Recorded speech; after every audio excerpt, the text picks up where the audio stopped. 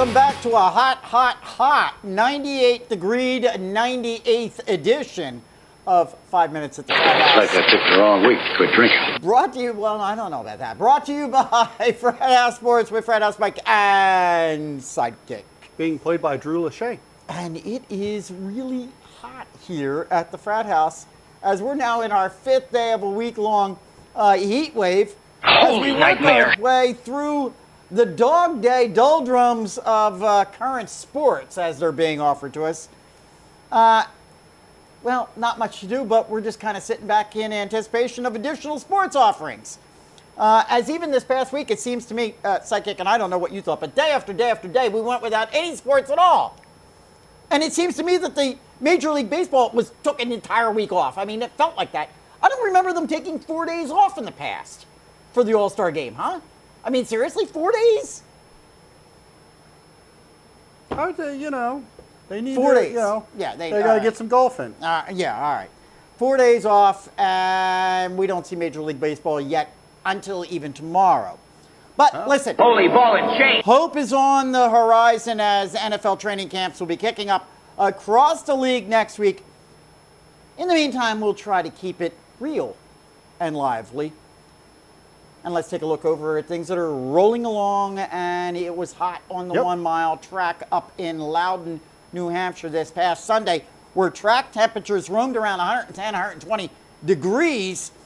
And based on the tempers that flared up during and after the race, some might say that the heat took its toll on some of the drivers. I got to be honest, for a flat track, there seemed to be a lot more wrecks and cautions than I would have anticipated. 12 cautions, 5 accidents leading to wrecks this past weekend. For the longest time, New Hampshire looked like it was the Kurt and Kyle show, as the Busch brothers combined for 155 of the 301 laps led. Yep. Tony Stewart, throw that one in there. He had 84 laps led as well. And 4-time season winner Matt Kenseth, well, he had a chance as well as he went 33 laps. In fact, we had 10 lead changes throughout the entire. Jimmy Johnson ran it. He did, actually. Led a lot of the race, too. In the end, however, who crossed the finish line first? Well, wait for it. Wait for it. How about part-time driver Brian Vickers driving... You know, Rock, he sure got some funny ideas about fun. Michael Waltrip's number 55.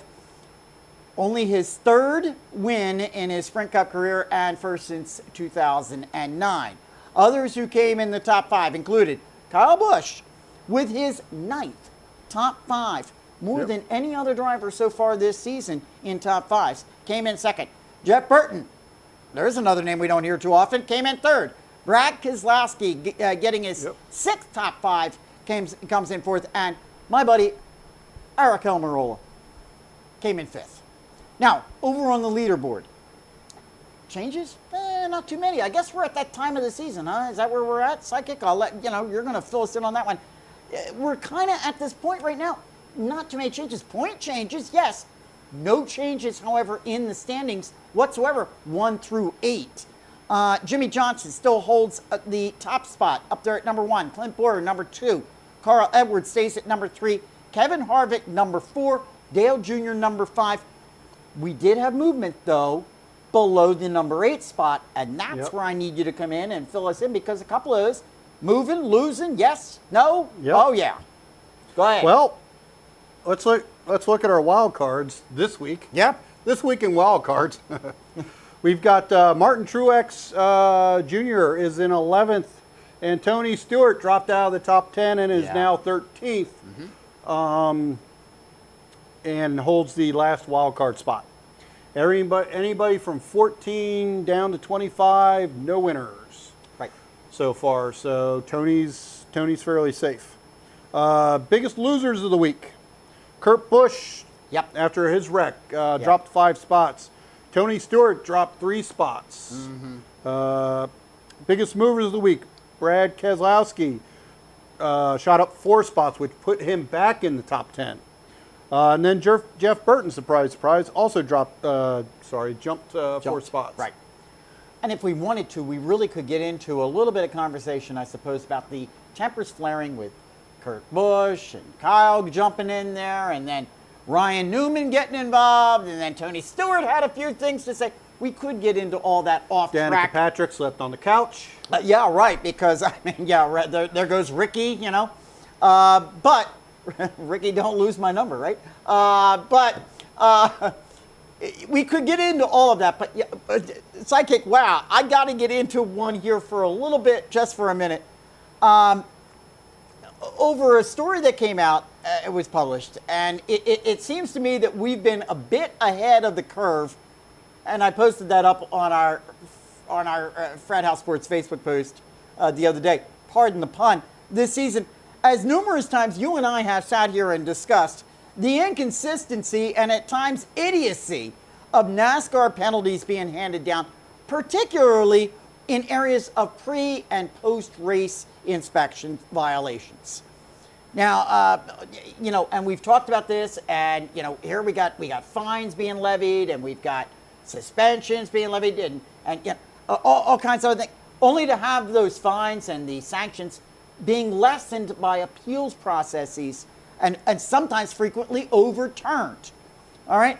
And we've talked about this quite a bit right here on this program through the season. Well, apparently even NASCAR has recognized that we've talked about this a lot right here on They must 5 be Minutes tuning at the in. Frat House. I appreciate you tuning in there, guys, down there in Quiet, Indiana. numbskulls, I'm broadcasting. As a report came out that NASCAR is right now considering changes made to the appeals process. Steve O'Donnell, NASCAR Senior Vice President of Racing Operations, admits that some appeals panels have been flawed. Quote, I think we put some people in some somewhat tough positions with the emerging technologies and the science behind all our parts and pieces in the car.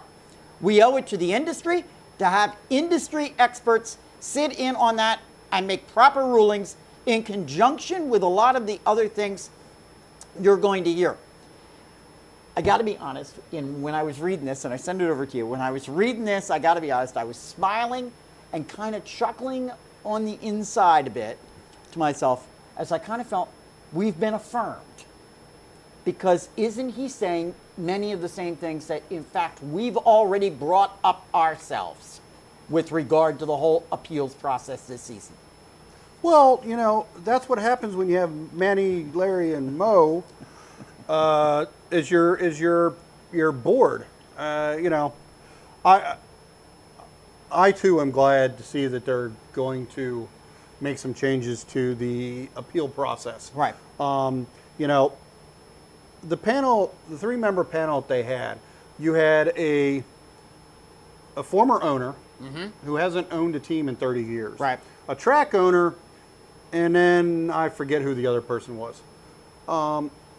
Basically overseeing this, the fines and the, you know, suspensions and stuff like that. I think what they should do going forward is have maybe break down the rule book some into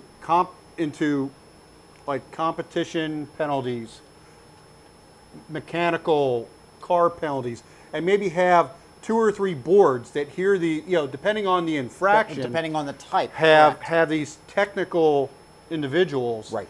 actually hear out, you know, like the instance with the Matt Kenseth at Texas, Right. with the engine and stuff. You know, have mechanical engineers and people like that sitting and judging that instead of having a car owner and a track owner trying to decide whether or not, you know, this has any impact on whether or not he could win the race. Right. You know what I mean? Have, you know, for some of the other competition style, you know, like the Jimmy Johnson with the, you know, getting on the restart, getting ahead. You know, something like that where, you know, have like a rules. Yeah, it's one panel. thing. It's one thing, and as I was looking over it too, it's one thing when you're talking about behavioral violations. We've seen those before, behavioral violations. Kurt Busch. Those are black and white. They're easy to detect. The ones that you and I have talked about and have brought up numerous times just this season have been the ones where it's under the hood, it's post-inspection, it's pre-inspection. Those are the ones that seem to be getting overturned. And as I pointed out in previous programs right here, NASCAR is starting to look foolish. Yep. And in fact, I'm glad to see that what they're doing is they're addressing that. They're saying, we know we are looking, and in a very PC sort of way, that's exactly what they said here this year or this week. And I think they're looking for potentially some of this to be implemented potentially as early as, what, next season? Right. As far as the appeals process goes. Potentially some of it implemented this year. But I think, as you're referencing, one of the things that was brought up was they're saying it will not always be the same appeals court, so to say. Right. It will be a rotating group of type of individuals depending upon the type of violation that we might be talking about. And that makes a lot of sense. NASCAR, good job. I like this. That's the way to go. You're making yourself look a whole lot better. A couple of the other things that were brought up real quick.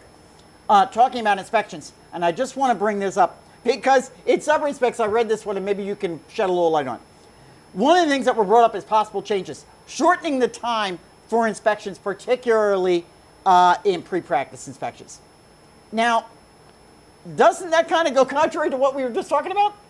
If you're going to lessen the inspections, but then we're going to firm up the appeals process, I mean, I don't know. Somehow or another, it seemed to be a little bit contradictory to me. That was one of the things that was brought up. And then also group qualifying now that they'd like to see on ovals, not just on road courses. Well, they're talking about the inspection process. They're talking about, possibly doing away with the practice inspection.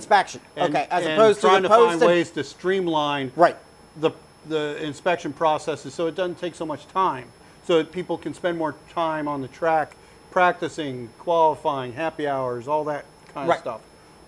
So what we're actually talking about is we're talking about pre-practice inspections and then inspections pre-race, pre-qualifying, and then post-qualifying, pre-race. Yeah. There's an awful lot of inspecting going on. Okay, I understand. Honestly, pre-qualifying, post-qualifying, pre-race, post-race. Done. There it is. That's, Right. What do you need to be doing pre-practice for? Okay, good move there. And as far as the group qualifying on ovals, now I kind of like it. From a fan perspective, I like it because I frequently will watch qualifying. So now, since we figure that NASCAR is actually tuning in, I have an interesting concept to pitch to NASCAR. Listen up, Steve O'Donnell.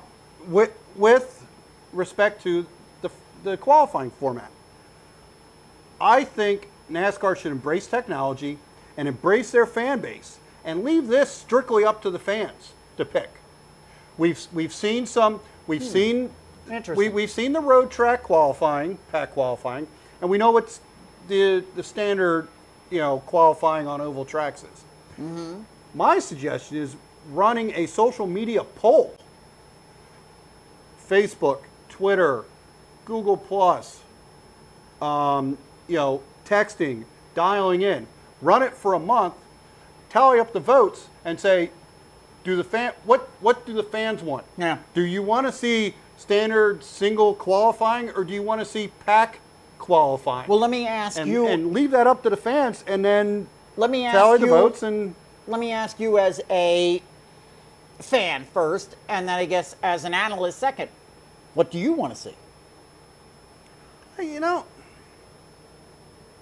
I don't really, at this point, I don't know. I like the idea of the oval group qualifying. I like it. That's great. That would. I mean, I think the neat thing about there's two. Let me say two things. The standard qualifying, you go out there, you run your lines. Right. As long as you're ultimately, don't put it in the wall.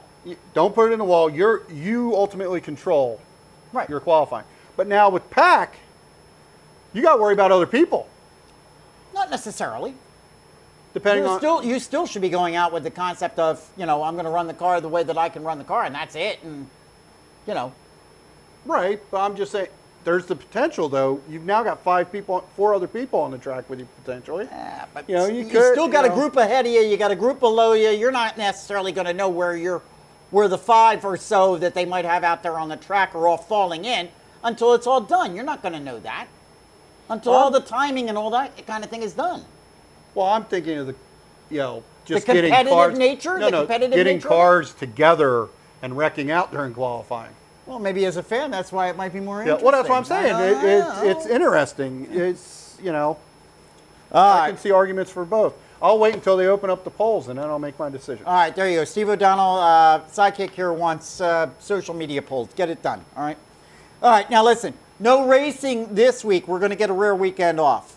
But we will be back at it next week as we'll be preparing for a big race at the Brickyard, the Indianapolis Motor Speedway, and Sidekick will be here with his fantasy suggestions and for that big 2.5-mile track. On ESPN. There you go. That's right. Thank you very much. Forgot about that. No more terrible NASCAR television. There you go. All right, let's stick with some sports real quick on wheels. Sidekick, I believe that we just completed what? The 18th stage of the Tour de France. We've got what? Just 3 stages remaining. Is that correct? Yes. 21, I believe it is. Okay. Yes. How's cycling going at this point right now, and where are we? Well, as you just said, Mike, we've got, with 18 of 21 stages complete, it really looks like Team Sky's Chris Froome hits his race to lose. He's expanded his lead. He's increased his overall lead over second place Alberto Contador to 5 minutes and 11 seconds. Oof. And Wow. so it basically in the next 3 days, Wow. he's got to make up over That's a 5 a lot minute of time. Exactly. So if Froome can hold on to win this year's Tour de France, he will be only the second British rider to have ever won it. And each one of those stages, correct me if I'm wrong, approximately what? About 100 miles? Some vary because you've got some which are strictly time trials, where Right. it's an individual run. You've got other ones. You've got hills. You've got there's all sorts of different style of tracks. But yeah, I guess generally you could say they're about 100 miles. Okay. And that That's a lot of time to make up. Go ahead. Yeah, over 3 days. That it. Yep. Short of him wrecking And or something. no more rest days. There's no Nope. more rest days Nope. between now and then. They're running straight through. Now, interestingly enough, with him being the second British one, the first British winner was actually last year, and that was Bradley Wiggins Okay. of Team Sky. And Team Sky, they've only been in cycling for 3 years. Their team was started in 2010 with the intent of winning championships, and here they are 2 years into it. They've won one, and it God willing, it looks like they're going to win their second one. So you're telling us that they've got a whole new way of doping? Yes, absolutely. I was just going to say. No, I'm joking, folks. I'm joking. He's joking. I'm telling you. Mark my words. Watch the French media. If Froome wins this, watch the French media start going after the British riders. I'm telling you. Because they don't like to lose nothing. All right. Well, listen, we will bring you next week here. We will bring you whomever has won. Froomever has won. Yes. Has won the Tour de France next week at this time. I got a question. Are we ever going to see Major League Baseball again? I'm not quite sure. Yeah, tomorrow. I don't recall, as I pointed out earlier, an All-Star break being quite this long before. 4 days off now we've had. So we'll hold off on any AL and NL leaderboards at this point for this week. Not much point to it as there wasn't much action to report. So we'll come back with that next week. Are you going through a little withdrawal? Are you getting the impression? Do we need to call rehab? Are you getting the impression I'm going through sports withdrawal right now? I mean, seriously? So I'm honestly, I cannot wait until... Was curling not on? No curling. No curling, right? Our curling expert over there, no curling this. Okay. Listen. It's been hot enough, though. It's got had to have been beach volleyball. Come on now. Well, that's not. Yeah. Damn. Brandon, I goofed. You didn't check that. All right. All right. I like watching girls in sand. Listen, we did have a little bit of baseball this week. We had an All-Star game, and from my perspective, it was a good one. I got to say that. I prefer the lower scoring matches. The NL won their first All-Star game in 4 seasons. They won it 3-0, and subsequently the AL team in the World Series will have home field advantage. So are you off the get rid of the All-Star bandwagon? You mean No. off the make it meaning anything? Yeah. You know, 'Cause, with, you know, with the AL. You've been kind of Well, on a. listen, you I know. don't know what else you do with it. I'm going to be honest with you. You know, I don't agree with holding it at the end of the season. I think that's a big mistake. You can't hold the All-Star Game at the end of the season. It's the Midsummer Classic. That's the way it should be. We're going to talk about 2002 in a couple of moments in one of my screwy stories. I don't know what you do. I mean, I don't know if I necessarily like it being tied to, you know, who gets home field in the World Series or not. I'm not sure if I necessarily like that. But, I mean, it seems to be working, doesn't it? Huh? It seems to be working. Well, I guess we'll see next year when we have the All-Star break, and we'll see if you're ready to trash it or. Well, you know, I don't know. I can't complain about it. If I'm not mistaken, the year that I'd have to go back and take a look at this, but if I'm not mistaken, the year that the Phils won it in 2008, I don't believe they had home field advantage. So they won the World Series anyhow in 2008. It didn't make any difference. All right.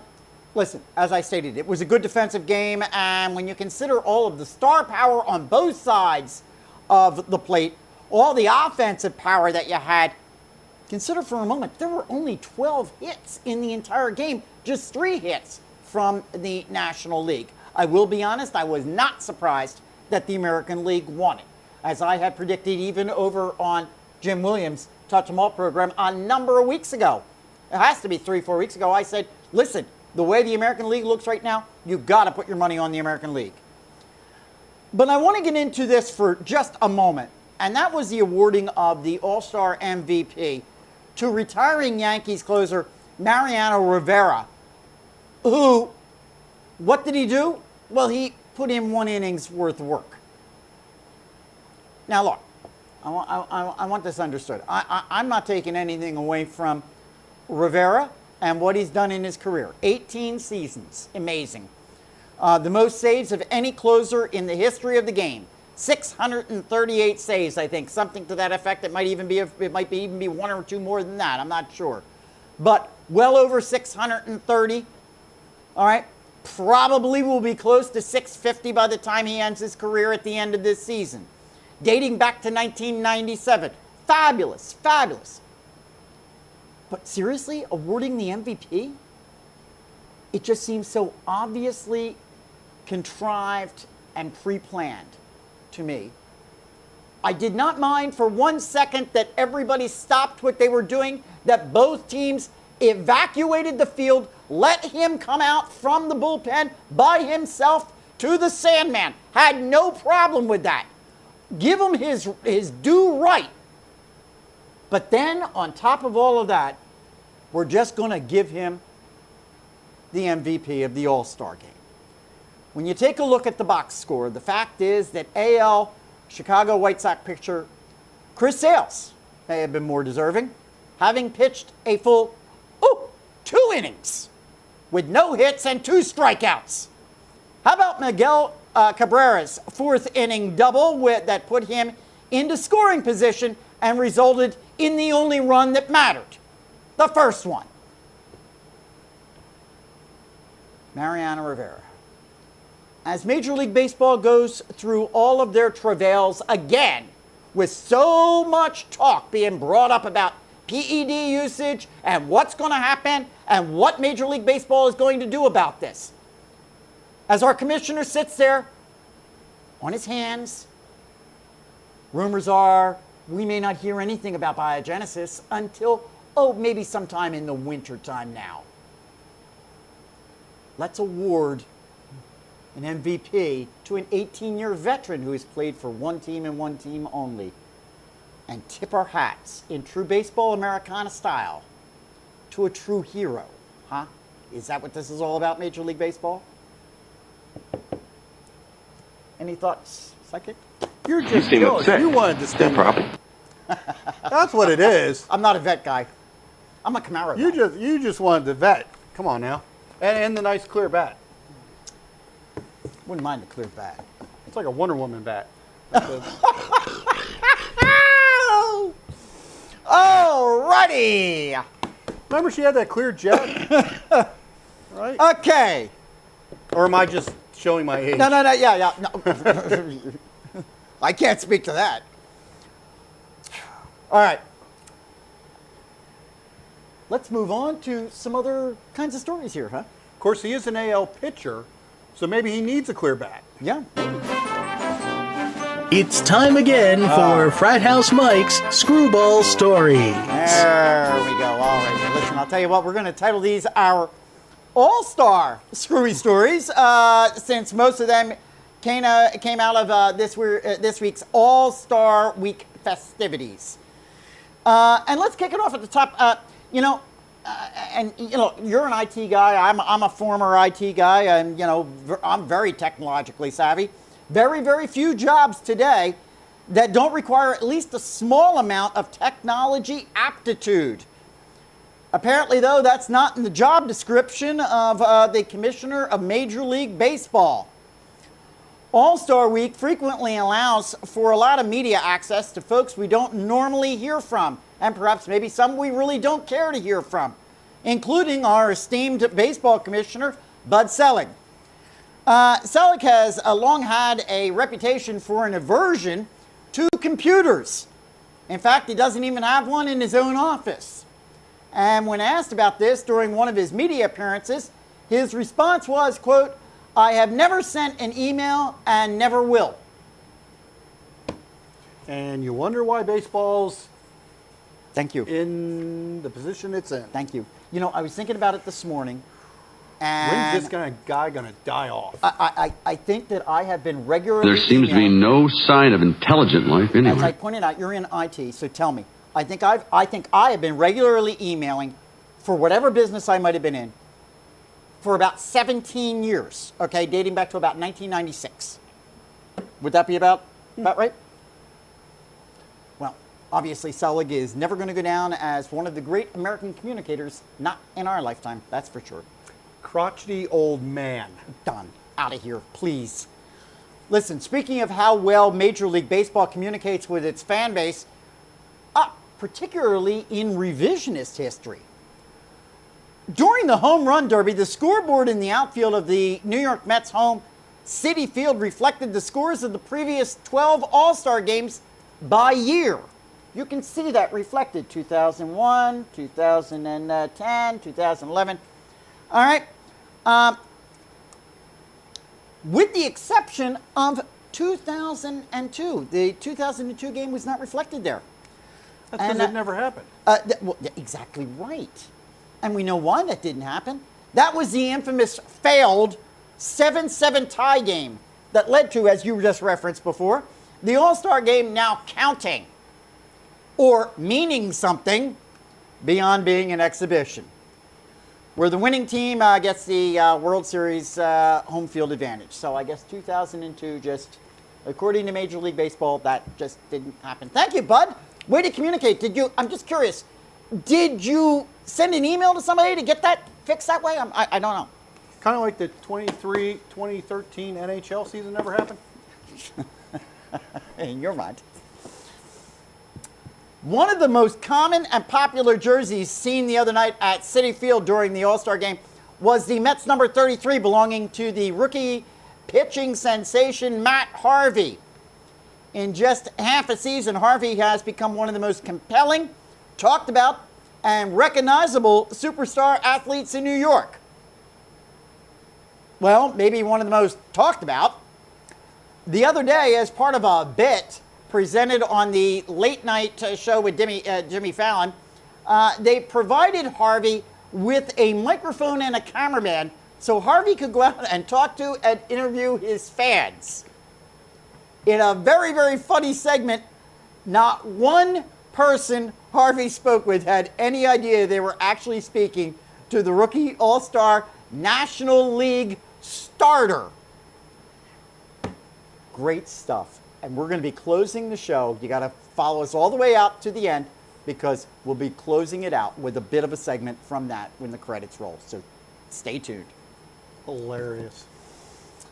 All right, and lastly, in this our all-star version of Screwy Stories, I feel we'd be remiss if we didn't bring up our favorite roiding all-star with this week's version of Frat House Sports Manny Watch. We have followed Manny Ramirez since last season through rough goings in AAA for a number of teams, to his resurrection in the Taiwanese League earlier this season, and currently now, Manny is working with the Texas Rangers AAA Round Rock Express, where he is currently, are you ready? Are you ready? Hitting 300 with 3 home runs and a 964 OPS. Nonetheless, it has been reported by multiple sources that the Rangers have, quote, no plans to bring him to the big leagues following the All-Star Game. So we get to continue following Manny just a little bit more. Manny, I feel really bad for you. I just want you to know I'm going to write you in as many times as I possibly can for next year's All-Star Game. You got your back, buddy. Got your back. Alrighty. That's our show for this week. Yep. Listen, you might recall that last week we indicated that I had submitted a 2.5-minute audition video to a Philadelphia-based sports talk radio station to potentially win the opportunity for a year-long job as one of the new voices on 97.5 The Fanatic, and ESPN affiliate right here in Philadelphia. I wanted to update everybody. Unfortunately, I did not make the cut for the semifinalist list, and that kind of leads me to our Frat House Sports Facebook post of the week, which was the announcement that unfortunately that didn't happen. But in that announcement, sending many, many thanks, and I truly mean that from the bottom of my heart, to all of our Frat House Sports fans, supporters, and viewers. It certainly appeared that we had a tremendous amount of support, but unfortunately it just didn't happen. The post had the most views and activity, and I'll be honest with you, that made me actually quite happy, because I know that everyone, I know everyone there. I mean, getting that much activity, I know that all of you that viewed it and commented on it, what have you, that obviously you did support our efforts there, and I appreciate that support. I would ask you to continue supporting all of our efforts here with our show, with our Frat House Facebook page, and also over at our webpage, frathousesports.net. Trust me, I'm here to tell you right now, we have a lot of brand new things and brand new ventures coming shortly, and planned for announcement at our 2nd anniversary show, which will be coming up in just about 7 weeks. A lot of big changes, big things coming, new things, as we always do, like we like to do on that particular day. So big things coming. Continue to stay tuned. Come on, man. Thank you all. Thank you all. Really? What were they thinking? Come on. He's gonna be cavalier about it. Not me. I'm sorry. It was an outrage. Time for your rant? Time for your rant? Quiet, numbskulls, I'm broadcasting. Really? I'm a nice guy. Someone called 911. I think there was a robbery. I mean, anyway. I'm such a nice guy. Let me run around and thank a few people. How about our buddies over at CLW83.com? Hey, these guys not only posted up the audio version of last week's 5 Minutes at the Frat House, they have the video version up there. Carl, Jim, thank you so much. We appreciate it. I frequently jump in with Jim's show over there, Touch 'em All, there's Major League Baseball program. You're saying you might be jumping in on one of their wrestling shows coming up shortly. Potentially, yes. All right. As I went to Money in the Bank this week. All right. So you got to check out CLW83. Great programming over there. Original programming that they do. Not just sports stuff, all kinds of other things. Go over, check them out. CLW83. All right, please. And then last but not least, frathousesports.net, as I just pointed out. Big things coming. I know that I haven't gotten it up to date quite the way I'd like to, but we're getting there. And we got new things coming, new looks coming, and whole new projects coming. So you got to be tuning in as we go week after week. All right. I'm glad you qualified that, because I was What's going to say, do we need to have a talk? Do you need to see a doctor, Viagra or something? Not being able to get it up? I'm good. Okay. Good. Just saying. There's something screwy around 90 seconds here. off didn't mess me up that bad. Okay. All right, I just want that to let me know. right. In the meantime, one more thing I need you to do. You got to keep us real, you got to keep us live, and you got to keep us going. We'll see you next week. Take care. 15 laps to go. Brian Vickers battling Tony Stewart for the lead. Vickers goes to the inside. He'll pass Smoke. Vickers goes out front with 14 laps to go. After a caution for debris, there's a green-white checkered start. We love those. Vickers goes high. Stewart, Kyle Busch making 3 wide. But Vickers clears for the lead, and Stewart, well, he would eventually run out of gas and finish 26. So on the final lap, your part-time Sprint Cup Series driver, Brian Vickers, goes on to win first Sprint Cup victory since August 2009 at Michigan.